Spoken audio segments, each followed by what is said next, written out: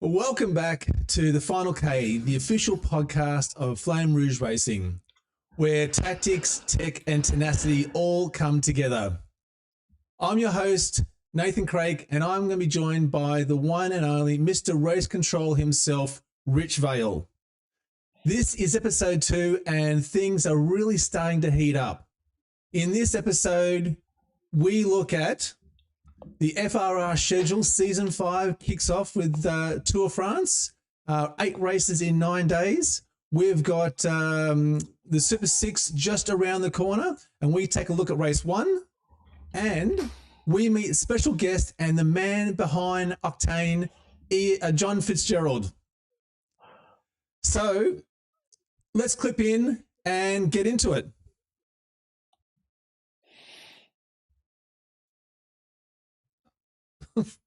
Oh, what happened to that?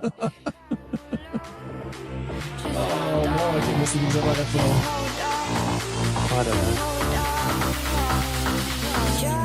I'm not hearing that. All right, Rich, I have messed that up royally at the start there, but that's okay. We can move on from that. How's it going? I know the heat's been on with you. You've had the tour kick off. It's been all hands on deck, hasn't it? Hey, yeah, I mean, we kicked off yesterday. It's, as you said, 8 days, 8 races coming through. So, it was going fine. What could possibly go wrong? That's all I could say in any of these events that we ever do. And no matter how much testing you ever do, something can always throw you a spanner left It foot. does, doesn't it? We got a few spanners yesterday, Yep. which was interesting. So that's been what now? Oh, I don't know, a couple of days of really late nights and just getting through things. But look, on the bonus side, the racing's been really good. Yep. Really well attended. Actually, some bigger numbers actually in some of those races today and yesterday than we'd normally see, which is interesting. What numbers are you getting there? It's 5 o'clock in the morning. We've had 3 times probably more than we'd normally get, like 120 people doing races. Yep. I think we had about 250 at 10:30. So there's a lot of people turning up. Spreading themselves out during the day. So, which is really good. And as we mentioned off screen, the weather is actually pretty good. Disappointingly for indoor racing, I will say that the weather's pretty good because those sort of guys go, oh, can I do the 100 miles outside instead? Yeah. So I think from that perspective, it's not good everywhere in the world and those sort of things. So, it's starting to get a bit nicer here in Australia. I can tell you that the sun's starting to peep out, and it's not blisteringly cold at the moment. So it is a bit of a trick staying indoors. But look at that lineup, though. I was actually just checking that out before with the Three Musketeers, Casapates, and Lutece Express. Lutece Express, indeed. We're going to have to improve your French, I think, then, Nathan. Yeah. But, I've had 13 years of French, so. This tour the other day, we had a comment last year that, and we've always had the tag that FRR is one of the hardest places to come and do a tour for any period of time that we do. And it has been, and it will be, and it will remain that. However, we also have there's a lot of other riders out there. So, I'm not an out-and-out climber. Yep. And a lot of your tours, like in real life, are won by climbers at the end of the day. Pogačar doesn't win because he can't climb and all those sort of things. But we can afford to make ours a little bit more, we'll make this tour flat rolling. And that's what we've done. Yep. So we've tried to appeal to a number of different types of style of rider. So as we said before, this one's a flat rolling one. It's got a couple of bumps in it. It doesn't have an Alp or a Ventoux to really throw the, to put all that out, to really crush people out there. But it's going to have some very difficult, not so much difficult, but it's going to ask some questions along the way. As far as stamina, you're only going to win it if you do them all anyway. And 7 and 8 at the end of the day, they're both 55 apiece. So they are solid rides, aren't they? They're solid rides out there, and over the course of the week, the GC, the way it's been, and if I look at it over today or yesterday, they're really tight, and that's purposely so. Caspats has got the little hump in it of Petit Com, Yep. which just gives a little bit of a breaker, but it also had 13 kilometers to go. So you've got to be able to hold on to that for 13 at the end of it. So, it has been set up to give you chances and to ask some different questions, but it's going to build. The key thing about this tour is that it will build over the week, and it won't all be over come 3 days into it. We've got an ITT tomorrow. Yep. ITTs are there to say, look, I don't care where you live in the world. I've got the chance to put some time into you if I'm strong enough to do it, because you're judged against everybody. So that's why we have 2 of those. Mm-hmm. And again, I've never really found going around Paris actually that nice. Actually, it's not very hilly, but it's cobbled and it resists you. Yeah. So, and Bon Voyage will do a similar sort of thing. These new cobbled areas within France will give a slightly different, can I keep my power up? So yeah. That's it. It really does challenge a lot of different riders, doesn't it? But yeah, certainly you're correct. Like the routes around France are always fun, but in Paris, it can get a little bit mundane just doing the laps. But that drag up to the Arc is the one that always gets me. Exactly. Yeah, and I know going around the same sort of space, same sort of world can feel a little bit. Oh, here again. Yeah. So I've tried not to have that. Yeah.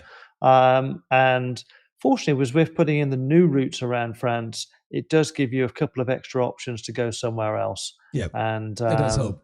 Well, the Three Musketeers is a great example of that. So, out of those 8 races there, which do you think is your favourite? I think my favourite will probably be Thiers. I think Thiers Bouchon, stage 5. Again, it's going to that's going to provide as big a chance as anyone's got to push that out, to push yourself out and break a few e-gaps. Yeah. So I think that just says, because it goes uphill straight away, it's going to be one where people are looking at it going, when this goes, I've got to be on it. For the first 3 kilometers of this race, I've got to be on it, because if I'm not, they'll get over the top, they'll get away, and we won't catch. Yeah. So, and it's the biggest opportunity that any rider's got to go as a group. Can I get away and stretch away? So I think that'll be interesting. And I'm also quite interested in doing on the Sunday. I've called it the round table because I don't know why they've called it the roundabout. Anyone who puts Knights of the Round something, our first thing would be round table. Yep. So I think that's another course that again can give opportunity. It is the Queen stage, but it's not that much of a Queen stage, but there's opportunity. Oh, it's not too bad. 55Ks, 360 meters of climbing at the end of the tour. Yeah. You really know how to lock them in, don't you? Well, again, it's one of those you've built it up all week just to gradually pull them in and keep them there, and then spank people harder at the end of the week. Is probably the best way to do it. Obviously later on in the show, we've got a little bit of a first look at Britannia, and I won't give too much away on that one at the moment. But well, I've got a poll in the chat there. If anyone can see the poll, asking if anyone actually wants to know about the Britannia coming up, or do we want to keep it a secret for a little bit longer? Could do. So but, let's see what people say. 2 quick things though before we press on. Firstly, hi to Lisa in the chat there. So Lisa said that we need some more new routes in France, especially for FRR. And the second one was, I just forgot to shout out to Norax in our last episode. So Norax kindly contributed those images we saw in the intro at the start there. So they're from his streams and his recordings. So thanks to Norax for that. Really do appreciate it. Thanks, Norax. Yeah, great contributor online he is, and in the Discord, exactly. Yeah, and we've got the link Discord to the Discord everywhere. Yeah, the Discord channel for FRR. If you're interested in catching up more about FRR, learning about what's going on, if you've got any questions, you can also put it in the chat too, and we'll try our best to answer them. But the link to the Discord channel is in the description below. Cool. All right. Now we are looking at so the tour. We're talking about that. We've got a fantastic guest coming up very, very soon. The man behind Octaine as well. Exactly. Yeah. I mean, it's John has got more than enough capability to talk about anything he needs to. He's a really good biker. Yep. We were checking off screen earlier, and yeah, not been particularly well recently, but But powering through hopefully it. we'll get him back on a bike soon.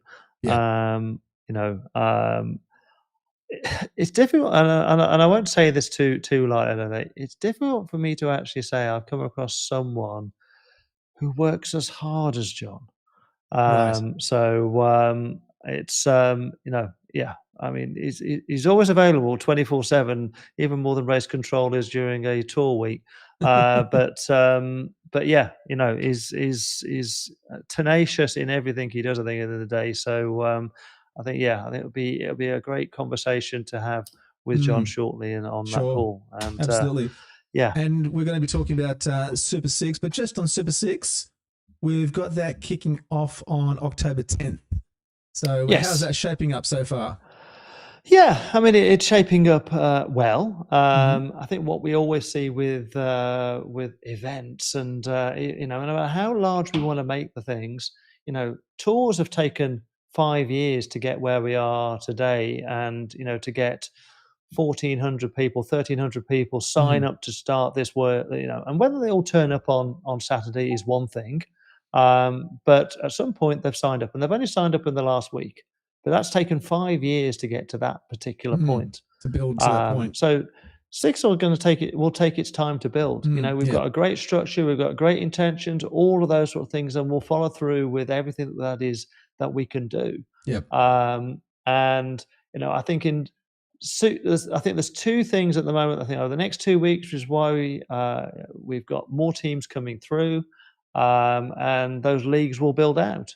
I think it's fair to say that the US West, as always, is always perhaps the thinnest market on a Zwift space. Yeah. Okay. There is a lot of them out there, but a bit like Australia, they've got lots of great weather as well. Mm-hmm. So again, do they want to come and do it? The other angle to it is, people are still going to come into this quite late on. Yep. So Europe have taken it quite well. Have taken it Mm-hmm. well. So Yep. we've got a Got really some good good numbers set there. of some good numbers in there. APAC have pulled up and gone, okay, yeah, we're getting more numbers in that space Kicking in. too. So I think way I originally put it out there of you've got to be in by this date and all that stuff. We're keeping that quite open. I think we want to get more people to come in and join. Okay, you might not do as well in the league because you can't win as many points if you don't start at the start. Yep. But it says, look, this is going to build. While you're still outside riding and going, our members are still outside and therefore they're not quite here yet, you can still get back into this sort of space. We're trying to guard against the teams that might go, I'm only going to ghost in towards the end. And that will only work against teams if they do that, because we're going to credit teams for being in at the start rather than coming in at the end and going, I'll just try and get to the finals by exactly. Yeah. So be in at the start, be part of it at the start, we'll build together. From everyone we've spoken to, it's the most strategic, exciting piece of team racing that has ever been put on any of the platforms. Yeah. It's certainly from a team captain perspective, and being a captain of one of the teams, it is it's going to be a real trick to look. I'm looking at the course. So this is the first race, the Royal Pump Room. Yeah. It's a really difficult course. Like technically it's really challenging. And then you add in the whole aspect of, the wild card as well, and choosing your riders to best, compete in this course is a really difficult thing. Exactly. So when you look at that particular course, and again, these courses haven't just been picked out of a hat. They have been picked because, one, all courses, when we're doing a points race, have got 2 sprints and 2 climbs. Mm-hmm. So the climbers have got something to do. Your GC rider's still got to get to the end. And equally, the positioning of where the wild card sprint is, or the wild card challenge is, and the wild card challenge is, if your rider is the wild card, their challenge is to get over that line. We'll track the first over the line within your pen. Yep. So, get over that line in the top 10 and you can go and earn your team an extra point. And regardless of how many points that they earn as riders, this is an extra team league point. So it will mean, can I stay at the top of that league table? But, that particular segment there, people have just done a climb. So who are you going to give it to? Are you going to give it to a GC rider who wants to try and do a bit of a breakaway with a long way to go? Or are you going to give it to a climber and hope he can hang on to it and get over it? So again, exactly. So those are the sort of things. We're just giving people something else to think about. And, some people might go, I just want simple. Well, we've had simple for donkey's years. No, we don't want simple. And, love it or hate it, at the end of the day, people do want a little bit more. We want brutality. That's what we want.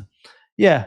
I think the other thing, as we mentioned about, numbers and that sort of stuff, building and all that sort of stuff, is, we pained for a long time about the actual night of whether it should be Friday, whether it should be another night. It can't be Tuesday at this moment in time. I'm not going to go anywhere near that particular night for all the obvious reasons. And the only other night that's really come out to say, look, if we were going to move it because of other feedback saying, Friday night, what do I do post work? I want to go out with my mates. I don't want to go and race, then I ride at the weekends, is Wednesday.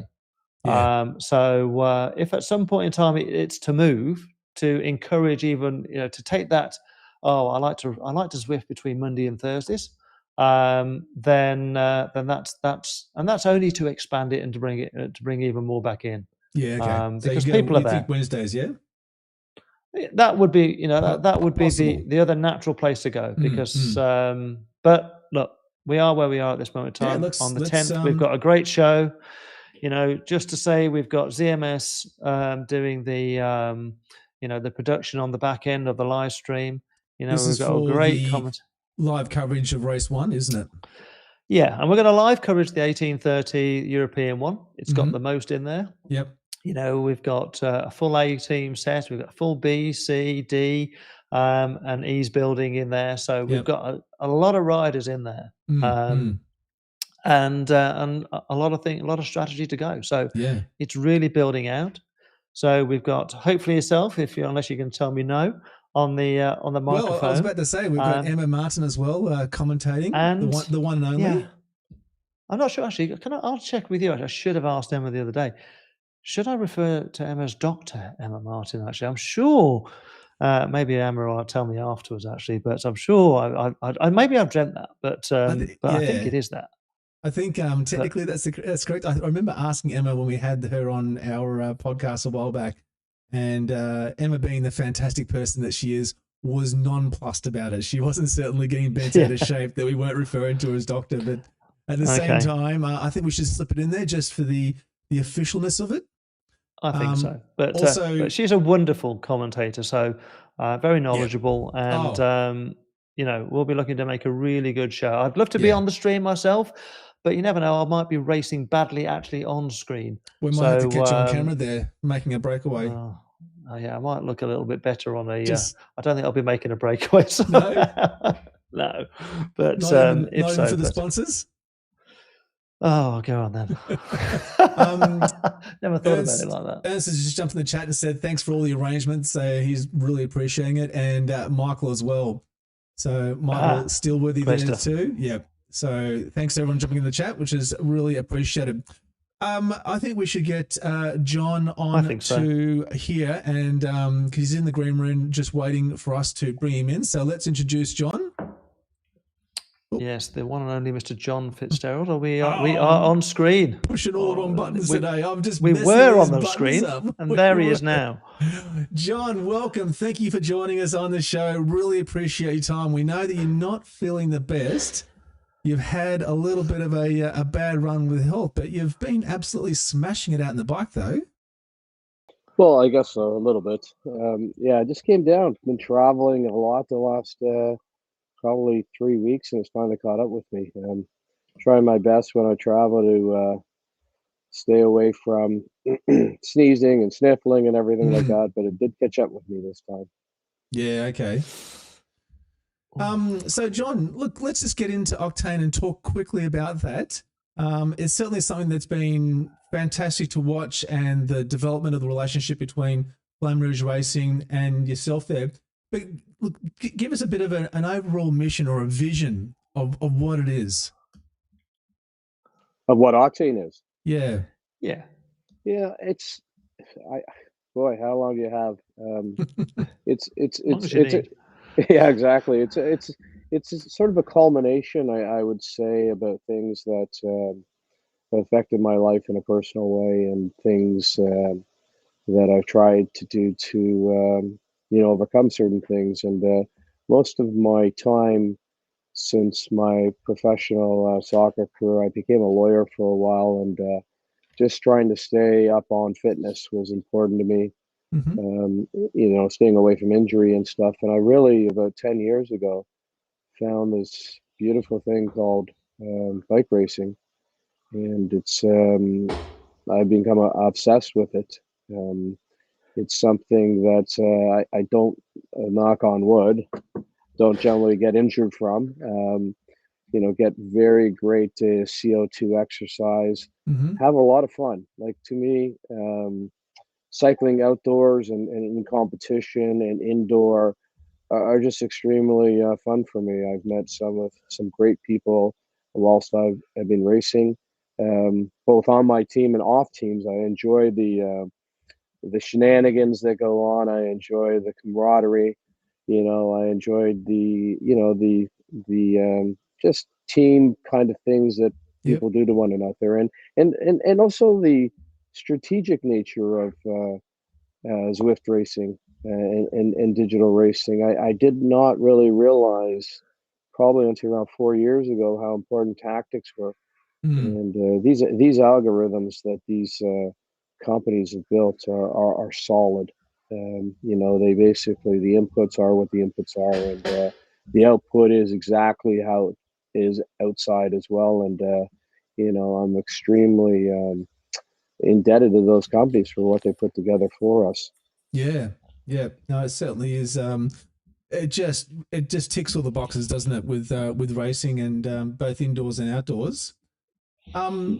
Take us through now. But Octaine, just on Octaine, Yep. sorry, just to get to what Octaine really is, it's more or less. The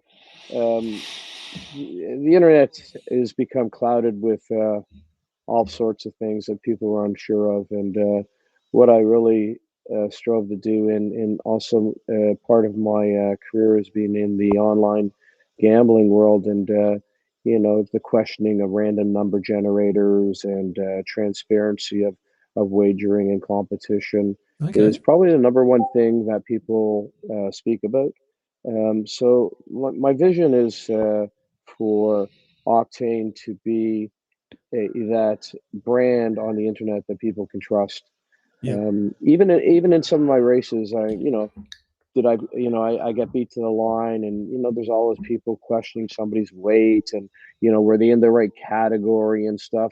It doesn't really bother me. I actually, some of my best losses have been my best wins, just because of how great the competition was during it. So I really strive to provide with Richard a product that the riders, after putting and investing an hour and a half into something, can come away feeling what a great challenge that was. And that's, I think, what's important to both Richard and I. Yep. Yeah, and I think, John, just some of the things that we've started to do in this series, and they start to improve on those things. That 4 years worth of build of just the base following at the end of the day. While I've not done an enormous amount of Zwifting, for the last couple of months, really out there. I mean, I've been online, I've done things out there, but that population of me hasn't really been there. As soon as this tour started yesterday out there, I could look down every pen and go, wow, they're all back. They're all there. And that's because of the trust of what we've done over the years. And people have just said, okay, look, I can't wait for this to start. And I think at the end of the day, everything that we're going to build going forward at the end of the day, we're at the very start of that sort of unification of and building everything together in and making this sort of online cycling piece so much better, I think, at the end of the day. And for the community of riders, I think they deserve it. Like, yeah, absolutely. And we've always been for the community, yeah. This isn't just a targeted small segment of virtual racing. It is for the community. We've always said we are, community focused, and that sort of stuff. So yeah, that's really at the heart of everything we do. Yeah. It's for everybody. It's for everybody. Without a doubt, the number one thing with FRR, especially within the Zwifting world, is that it is about community. It is one of the biggest challenges, and it certainly has that at its core as well, which is fantastic. Not a lot of, I guess, community-led events or races have that kind of comments made about them. So certainly, even in the comments now, I'm saying, look, I can see Lisa's saying that FRR is the best, and it's definitely a challenge, that's for sure. And so I think that's really comes across in everything that's been done. But I just want to come back to John though, and talk about the now. Am I going to pronounce this correctly? Digital.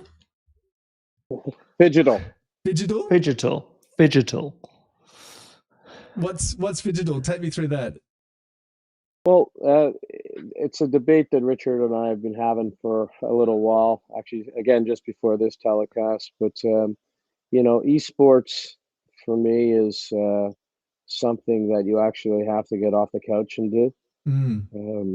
A lot of people, think of esports, you could have Call of Duty, other things that, these games that are being played. But how great is it that we have a platform where you have to get off your couch, you have to get onto a bike, you have to exert yourself, you have to then learn how to ride, you have to learn how to work with your teammates, you have to consider all these things going on at the same time.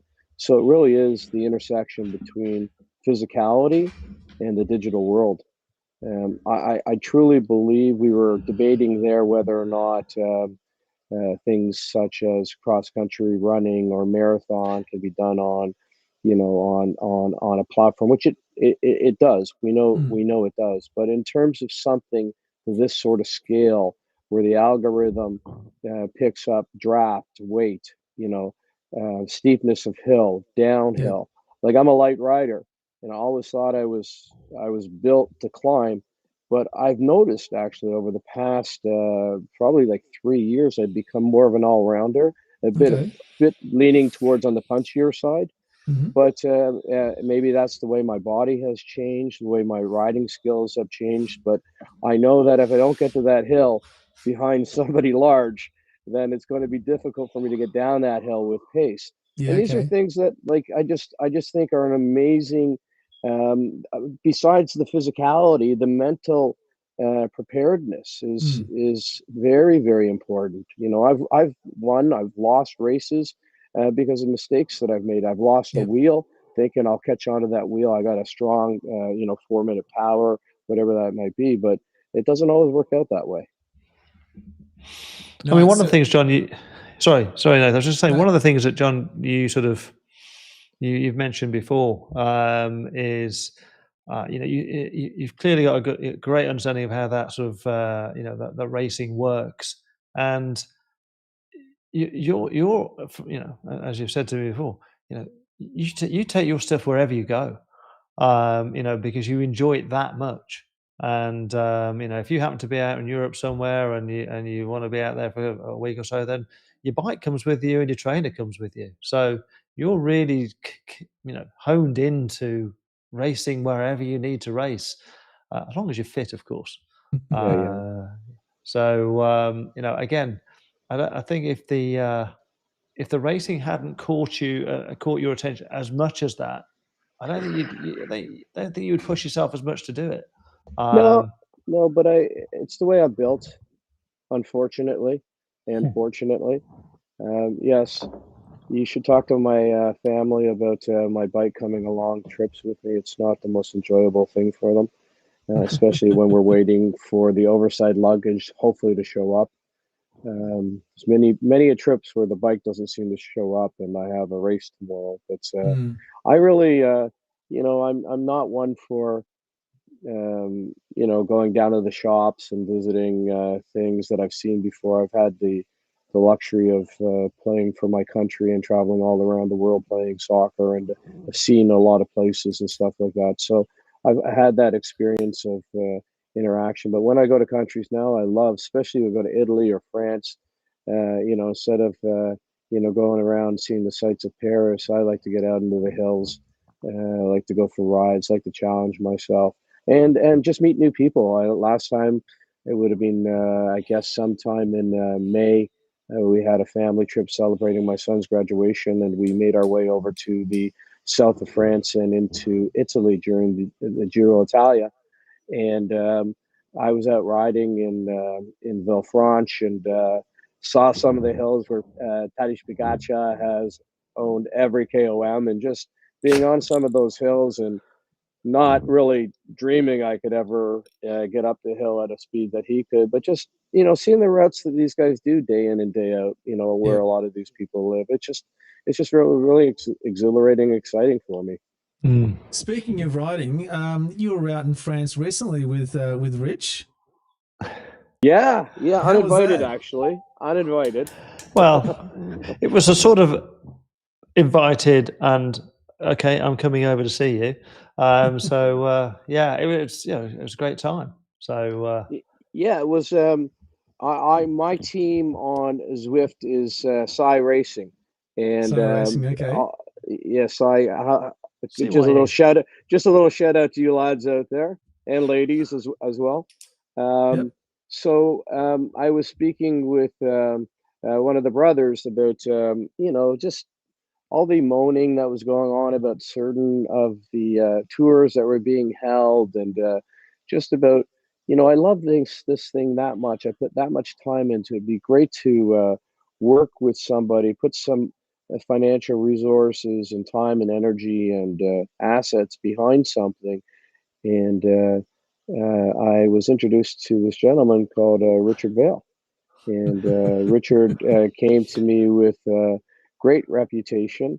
I hadn't raced in a Flamme Rouge race before, and still and haven't. actually, and I still haven't. But I promise. I actually, when I saw that the first tour event went off yesterday, I was like, if I weren't feeling so under the weather, I would have been on it. Yep.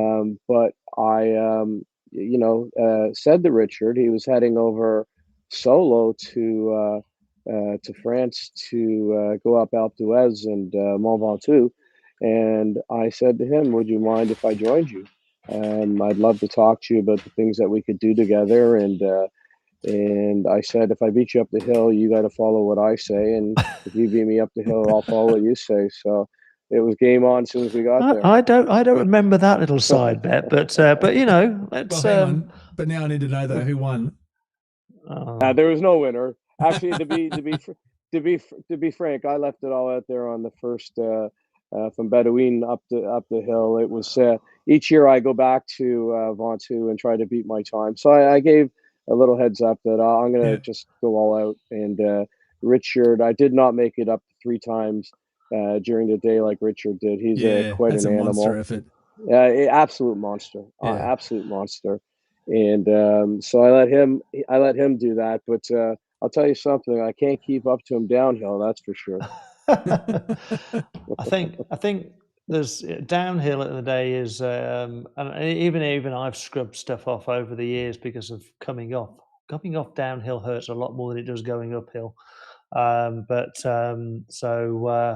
only normally one winner on that sort of thing. So there's no disrespect in basically getting down a hill when you've got up it. I think at the end of the day, but when we all watch people like Tom Pidcock descend off the Glibier and what he was doing there, I mean that is just some crazy descending, as we all saw. He's mad. He's like officially mad. Some of the speeds he does, it's incredible. Well, if you've ever descended off Glibier, as many people listening possibly have, hopefully, there's no coming back if you're getting it wrong at 80 or 90 kilometers an hour. No. On those places down there, and heaven forbid, we start thinking about what about if I get a blowout? What about if I get this? What about if I get that? I think if you think about those things, they don't do it. No, they don't you're do the already in the wrong sport. mindset. So you're already in the wrong sport, I think, in the Yep. day, sadly, at that end. Yep. But yeah, so if it becomes an annual thing, then John, then it could be a different bet actually. But that's all I can say. So you're already setting it up for the next one. I think I need to get John on the Marmot the weekend before of it. You see, you'd love that event. So that is an event for you to, I think, would be ideal for you.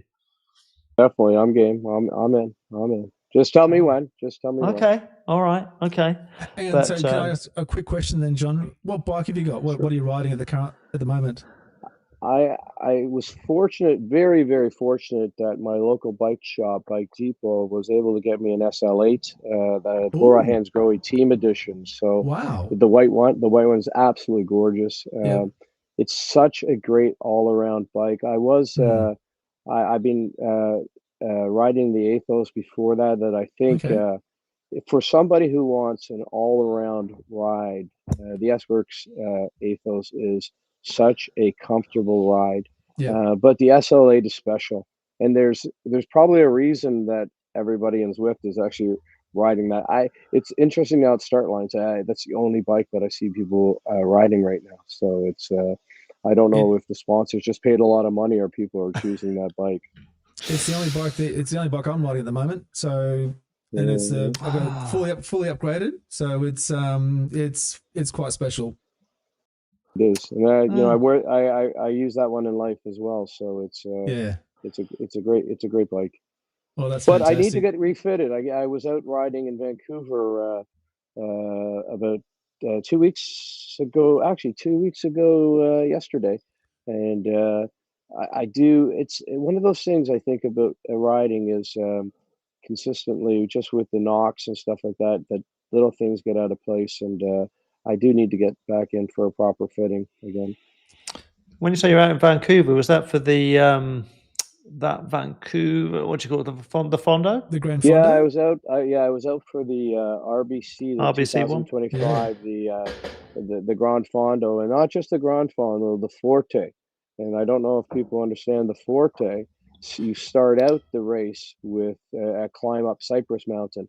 And so I think in total it's 157 kilometers, approximately 3,000 meters of climbing. So it's quite a grueling, it's quite a grueling trip. But all my hats off to RBC and the race coordinators, the volunteers. What an excellent job! Like closing off like sea to sky. I know that if I were one of those people trying to get from Vancouver to Whistler in a car, I wouldn't have been the happiest at times during the race. But I think they had over 7,000 participants in that race, and it was so well organized. Yeah, it's just around anybody from around the world. You want to come to a world-class event, and it's the RBC Grand Fondo, and it's exceptionally run, and people were wonderful. And I can't wait to do it again. But this next time I do it, I'm going to bring some gels with me because I forgot all my gels. I was such a nightmare. That's it right there. Nutrition's such a hard thing to get right, but forgetting them doesn't help though, does it? No, not at all. And it makes you a little bit nervous at 5:30 in the morning at the start. So, but you know, the feed stations were wonderful. Just like what a great day. It's just a great day. Safe. Made a lot of friends. Just a wonderful day. And clearly good weather then. Clearly good weather then as well then, John. You know, interestingly, the race almost got called off in the last day because they had some forest fires that were affecting near areas near to that, and not so much the fire itself. It was the air quality that they were concerned about. But I just felt I was in a sauna the whole way up. That's literally in a sauna with the smell and the heat. Makes it even harder. So what time did you do it in, if I can get that little bit of information? Yeah, I think my total ride time was about 5.5 hours. Wow. That's quick. Yeah, I didn't think it was quick because my strategy would have been to not stop, other than if I had a mechanical that I would have been able to take about 120 grams an hour of gels, and but with no gels, I really did feel it in my legs. I must say that I was out of sorts a bit, but Mm. excuse me, here's my cough catching up on me. But I did.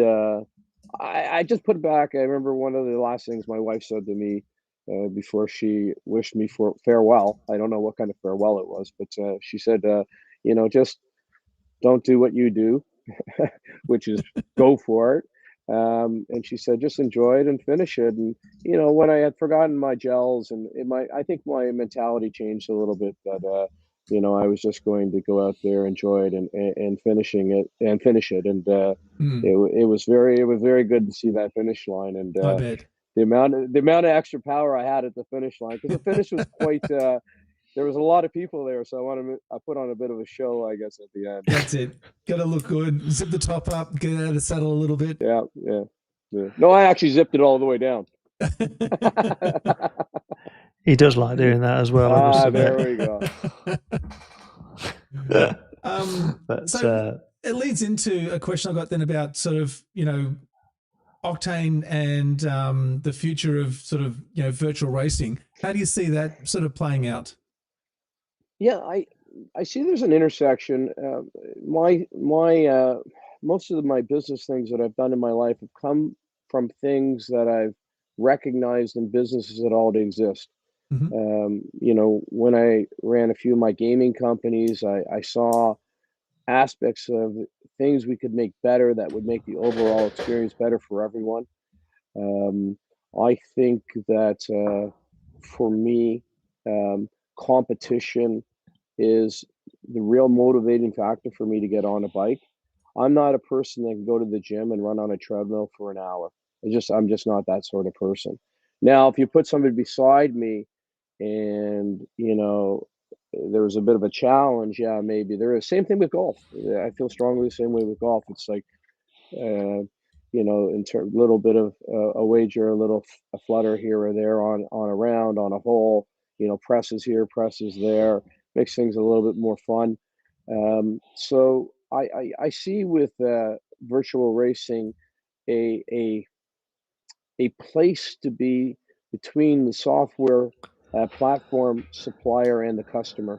I think that the companies, My Whoosh, Ruvi, Zwift, others, they're all creating wonderful products. Some of them are listening more to the riders than others, um, but they're coming out with really really good products. But I do think that they're losing a bit of connection with the customer, and I think that's where I see the focus of Octane and Flamme Rouge Racing in the future. And Octane Racing is providing that hand holding with the customer, Mm. ensuring they get the feedback that they need, the information that they need, appropriate discounts with suppliers.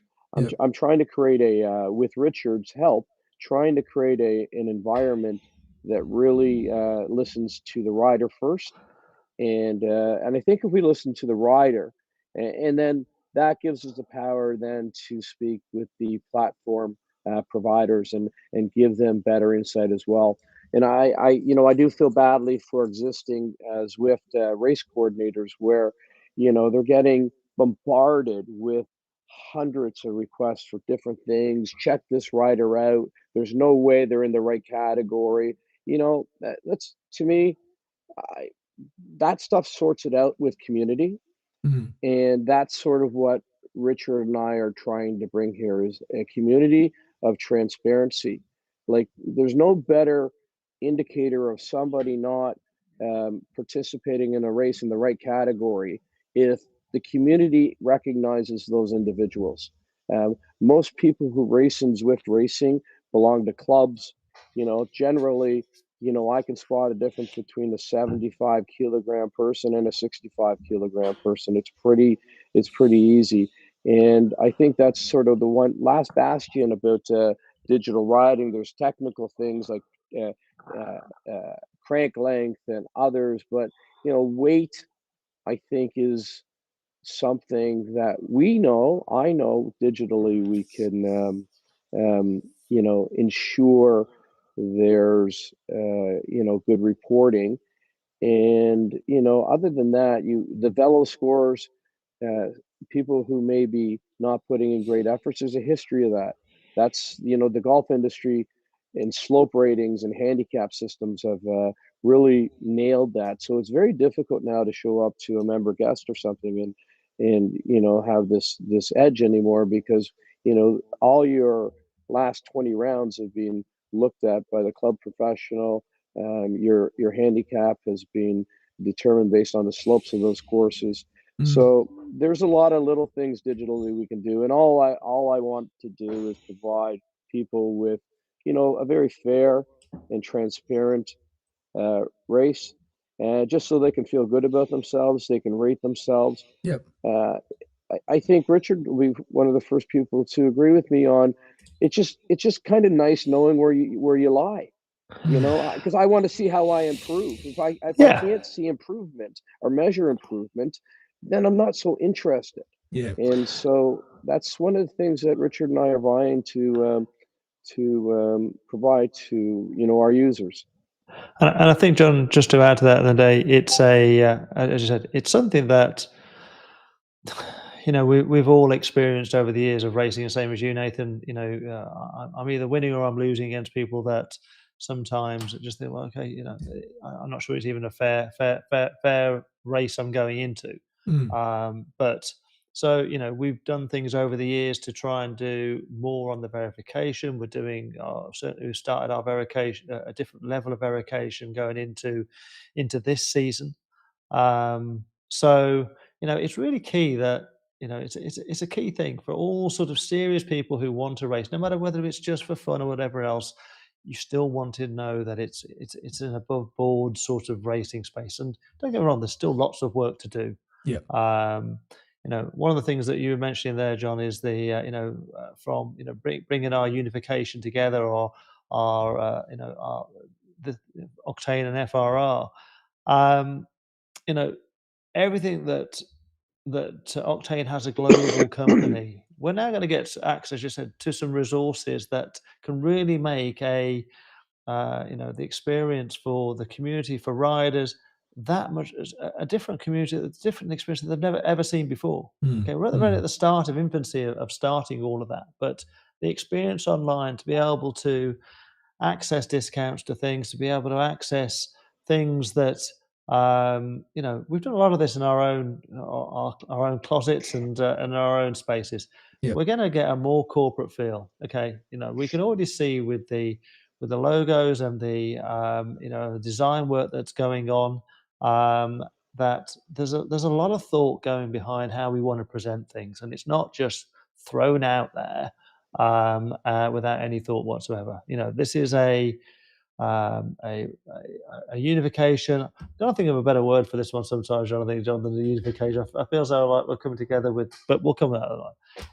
It's going to really improve how riders just react with the platforms. Okay, currently we react with and interact with Zwift, and that's fine. But as you say, there are other platforms out there, and it would be great, I think, as you've mentioned before, John, to be able to go to a central place and see everything that I do in one place. Whether that is I do it on Zwift, whether I do it on Training Peaks, whether I do it on Ruby, whether I do it on My Whoosh, see it in one place.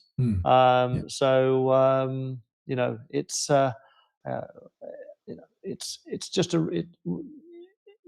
it's endless where we can take this to, but it has to start somewhere. We're starting here. It'll it's don't expect it all tomorrow, but it's a plan. It's that 3 to 5 year plan of where it needs to be. Well, I was about to ask you that. Mentioning, sorry, Nathan, just one quick, and Richard, ahead. that's exactly one of the points that I really wanted to hit home here is, like me personally, I got this Whoop on. I have my heart rate the Whoop. Unfortunately, I don't think it's the best heart rate I wear a heart strap. So I'm going to I'm going to Strava, I'm going here to pull this and that. My goal is to make this very easy for a rider. I want them to have access to anything cycling in the world in one spot. So my goal eventually, and Richard, our goal is eventually we're going to provide riders with, a widget style page, their own, where all their information can be collected, viewed, including information on tours all around the world, like news information, what's happening in the world, even in local national tours, which are very, very important for, people in not that just on Zwift and stuff, but for cyclists, enthusiasts.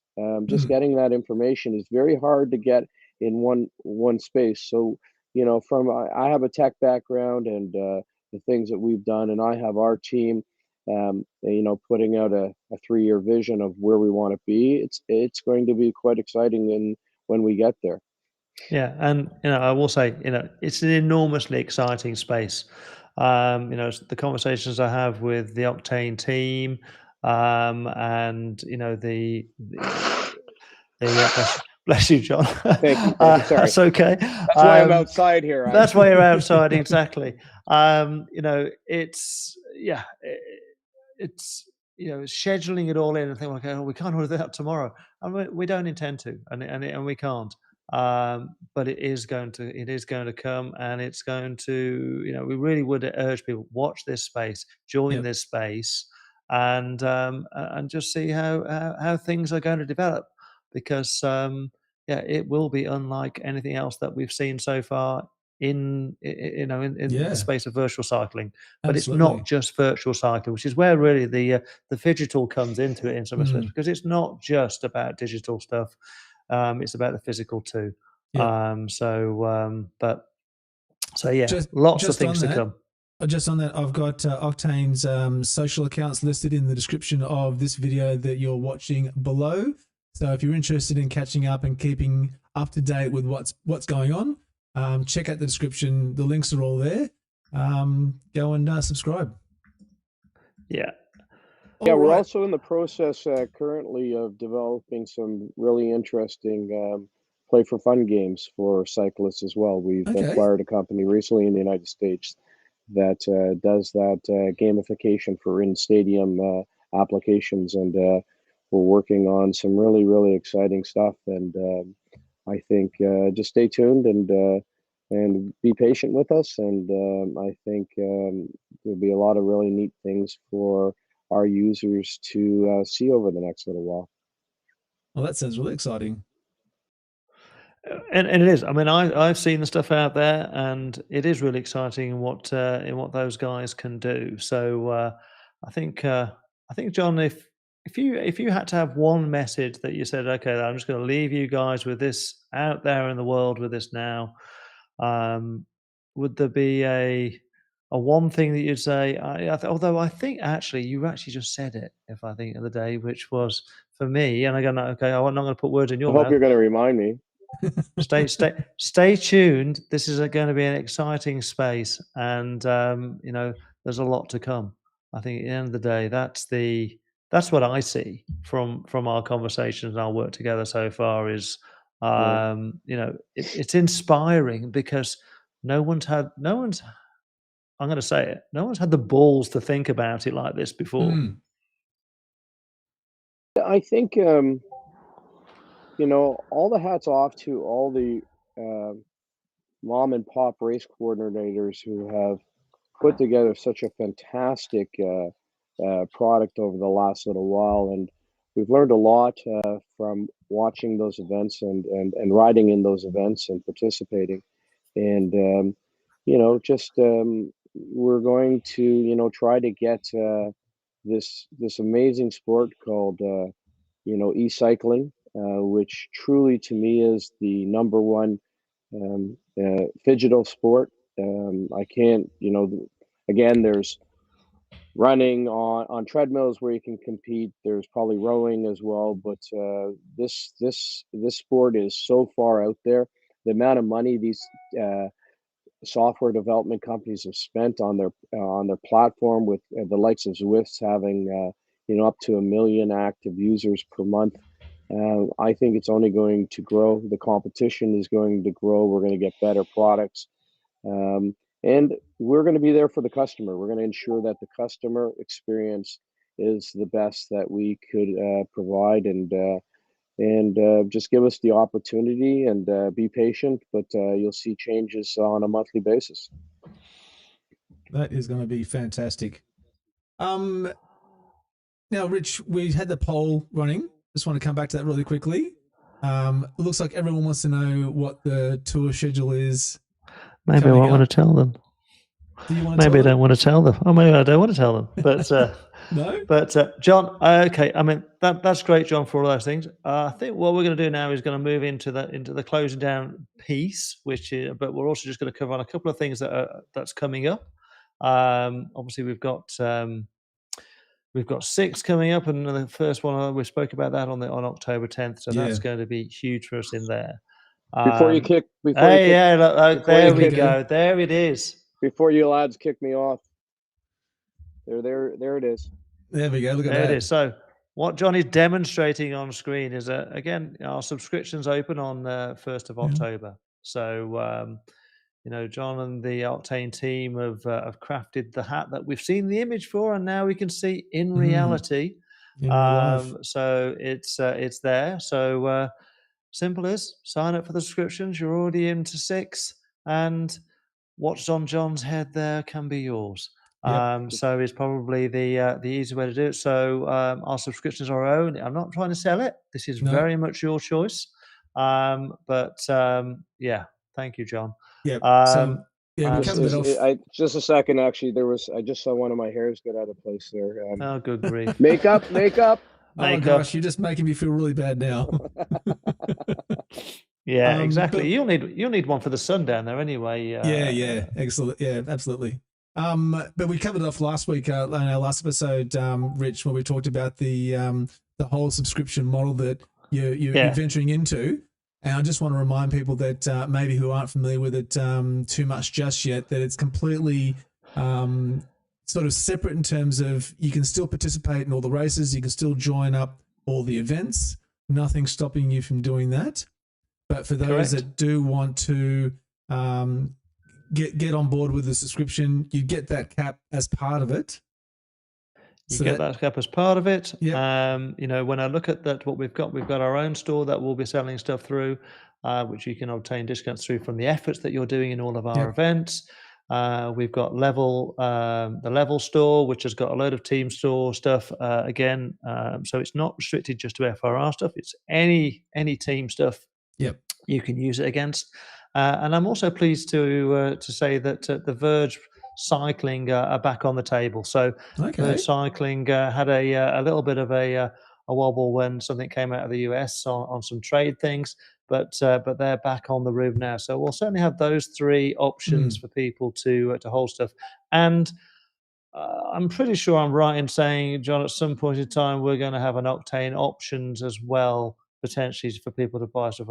I think you could say, Richard, no, but I thought we were. What was that? An Octaine merchandise store, I'm sure is. So all those sort of things will be in there, and we're actively seeking others. Yeah, we have working with us an international graffiti artist named Diogo Snow, who's creating some just wonderful items of unique pieces, art, everything. So you can also visit octaine.com, start seeing some of that stuff now, and Octaine Racing as well. But be patient while we're putting these things together. We're holding back a lot of stuff right now. Didn't want to get ahead of ourselves too much. But yeah, we have lots of stuff to announce and provide as prizes too. I think it's important. Exactly. It's very important. You're putting all you riders out there putting in all this effort. You do deserve things in reward, and it's not just better health and stuff. It's actually things that you could actually brag to your teams when you go back to your teams on a Sunday or whatever. So absolutely. And the key thing there is to keep doing FRR events. So at the end of the day, you are building up your points. to go and earn yourself. At the end of the day, just earn from what you do, which is enjoy some racing with us. So Exactly. that's the key thing behind it. So, and this is open to also cool. to the other race organisers too. So from other events, people that are putting on races and whatnot, get in touch with Rich. It certainly you can work together, and those rewards come across and are applicable to your events as well. They can be, yeah. You've just got to partner with us to say that you want your, and we agree which events will be part of it, and those things will count to people's areas. Quick question, Joe's just asked in the chat there about where can they pay, where can they sign up for the subscription? Well, when I release it on October the 1st, you'll be able to log into your account, go to subscriptions, and there'll be a do I want to subscribe. At the moment, it's hidden from you, or actually you can see the race rewards. But the only thing that I've not released at this moment in time is the pay now option. Gotcha. So it will appear in your profile. Excellent. There you go. Okay, let's start bringing this home. You've also got Team Fearless as well. That's coming up. Yes. This will be our second year, December the 6th. So Team Fearless is a women's only team event. That's going to run on December the 6th. Yep. We ran their competition last year. We'll be running it again this year. Again, they do a really great competition when we put this thing together. So again, the sign up for that will start the end of October. So we've got a whole 6 weeks, 5 or 6 weeks before that will actually happen. But December the 6th is the date to put into the diaries, and the communications and anything, the marketing of that will start quite actively soon through the Team Fearless admins. So that's going to be, so watch out for more news on that one. Excellent. Okay, and so you'll decide to hold off on sharing any Britannia tour information? No, we can share if we feel as though we've got enough people who want to look. Well, we definitely have 95% of people want to know it. Okay, then. Okay, well, Tour de France, I know we're only 2 stages into Tour de France, but again, this is the way it works. It's all, the next one will be on, here we go. Oh, you've just thrown it on stream. There we go. 8th of November. Yep. So Johnny, you never know. You might be around for a not sick at this moment in time, or hopefully you can join us on this one. So now, yes, people are already looking at this one and going, "This doesn't look like a flat rolling course." No, it does not. It does not indeed. So what we've got again is a very similar concept. You've got 8 stages, 9 days. We do 3, then we get a rest day because good old ZRL sat in there on the Tuesday. And we're going to do a few things differently. So, we're setting up with a nice flat triple loops on stage 1.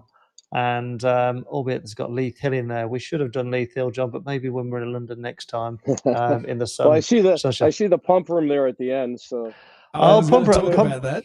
Well, that's one of my most. I absolutely love that route. It's so challenging. It is, especially as that's 2 laps of it. However, I'd rather like the look. A lot of people rather like the look of Sunday, the 9th of November, when we do the Queen stage of the Surrey 6. Now people will understand what I mean by the Surrey 6, because there's really only 3 hills in it, or 4 hills in that one actually, but 3 hills. but not if you go for a second lap, it doesn't. Anyway, so I think Britannia will be a bit hillier, and then Sunday the 8th, obviously we're back up on a King stage this time. King stage nearly outdoes the Queen stage. So again, we've got a King and Queen stage in this particular one.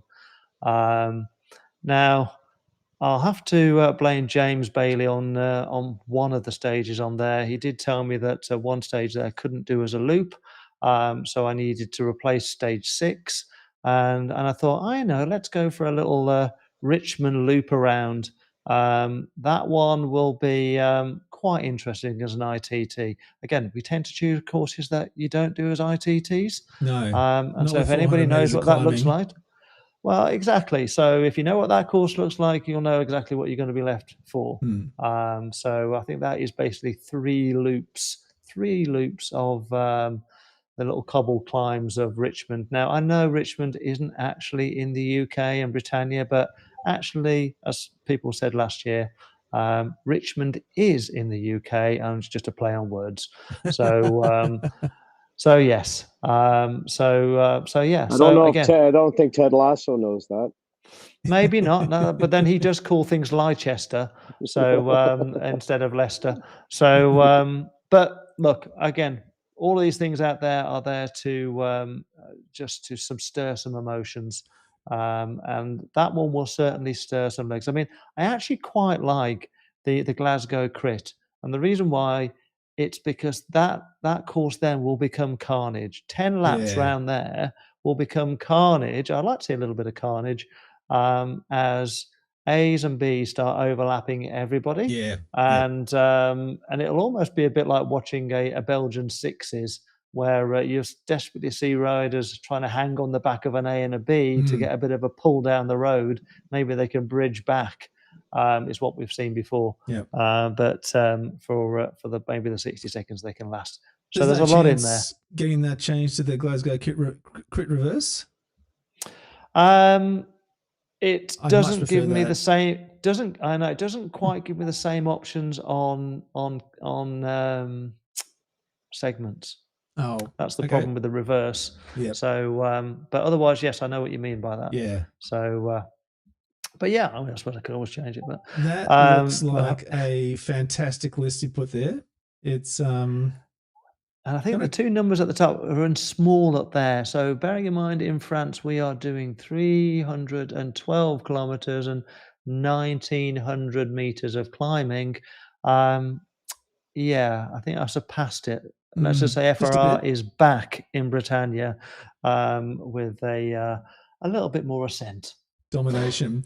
Any no HUD races in that list?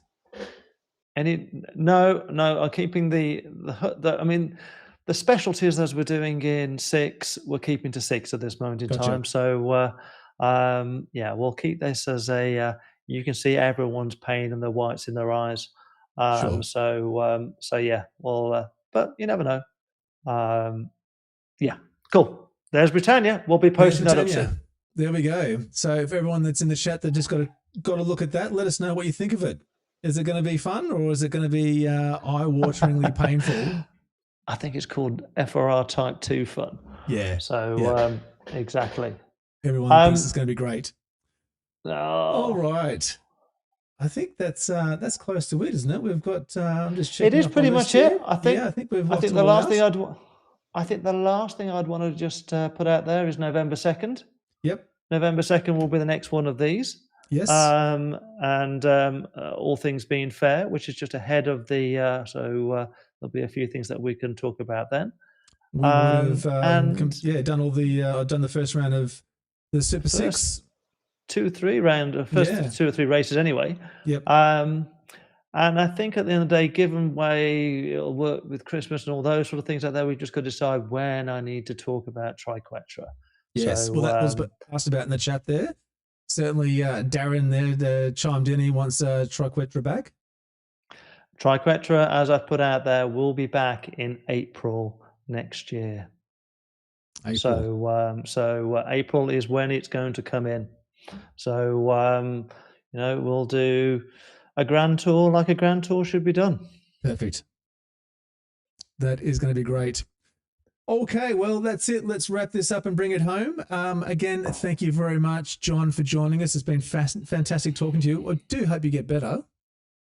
Thank you. I'm feeling much better. Thank you. He's looking better. I'm actually, I was actually thinking about after this sneaking down to my bike downstairs and maybe get in something. But I see the Ryder Cup is still going on there. So so a quick look at that. As well. Well, just finish that off and then jump on the bike. All right. Cheers, lads. Thank you so much for having me. John, thank you very much. Or actually, can I just also say that Fitzy is obviously is the way that you like to be preferred to talk to, isn't it? So it's Fitzy to your friends and other things not to when they're not talking about you. Yeah, being called John growing up is always when I was in trouble. So I like not to be reminded of those times. So it's Fitzy. Yeah, thank you. Well, Fitzy, it is. I'll make sure we update for that next time. Cheers, Nathan. All right. Cheers, guys. Rich, thank you very much. We'll leave it there. Thank you, everyone who joined in. Joe, Gert, Lisa. We saw Darren there as well. Riz caught up. So Ernst as well. Thank you very much, guys, for all jumping in the chat there. Really do appreciate it. We're going to catch you on the 2nd of November for the next show.